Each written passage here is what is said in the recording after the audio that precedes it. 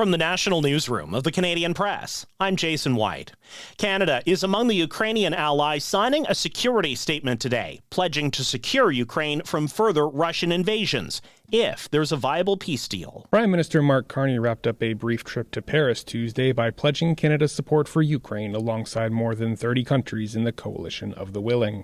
The proposed security agreement would see a multinational force of troops sent to aid Ukraine after a ceasefire takes place and a promise to support the war-torn country if Russia invades again. While that effort would be led by Europe, the agreement says non-European members would also contribute. Carney told reporters earlier in the day that part of Ottawa's push to build up Canada's military is to play a role in securing Ukraine after the war, but he said putting Canadian troops on the ground is just a possibility at this stage. Craig Lord, The Canadian Press, Paris. Prime Minister Mark Carney says Greenland's future is up to its people. U.S. President Donald Trump recently renewed his call for America to annex the self-governing Danish territory. Canada plans to send Governor General Mary Simon as it opens a consulate in Greenland next month. Doctors say the U.S. reducing the number of vaccinations recommended for American children will fuel vaccine hesitancy in Canada. One immunologist says she's telling parents information coming out of the U.S. is now no longer reliable.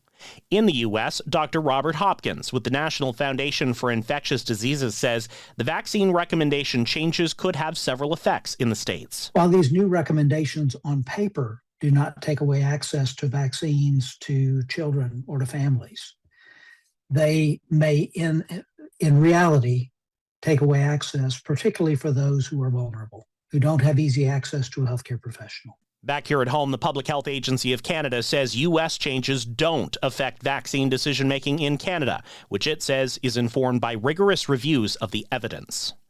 Air Transat pilots have ratified a new collective agreement after voting overwhelmingly in favor of the deal. The airline narrowly avoided a work stoppage just hours before a strike deadline. The 5-year contract includes raises of more than 50% for most Air Transat pilots. Sticking to your financial goals in the new year can be easier if you set up automatic payments for bills and recurring investment or savings deductions from your bank account.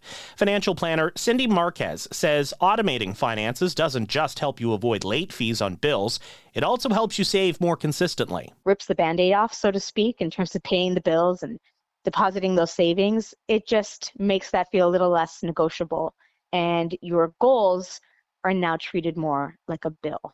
She says start with listing all your expenses and see which recurring bills can be automated. Then align it with your pay dates. This is the Canadian Press. In sports, the Toronto Blue Jays have formally introduced their new slugger, Kazuma Okamoto, at a news conference at Rogers Centre today. Okamoto says he's excited to join the team. Thank you very much for this opportunity. I am very happy to join Blue Jays. I will work hard every day. He signed a 4-year, $60 million deal with the Jays over the weekend. The Edmonton Oilers have placed Tristan Jarry on long-term injured reserve. Coach Chris Knobloch expects the goaltender to be out a couple more weeks with a lower body injury. The Oilers have activated forward Kasperi Kapanen for tonight's game against Nashville.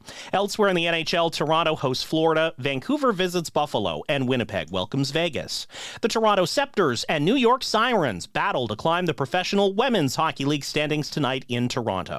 And the Hamilton Tiger Cats have signed Canadian offensive lineman Brandon Revenberg to a 1-year contract.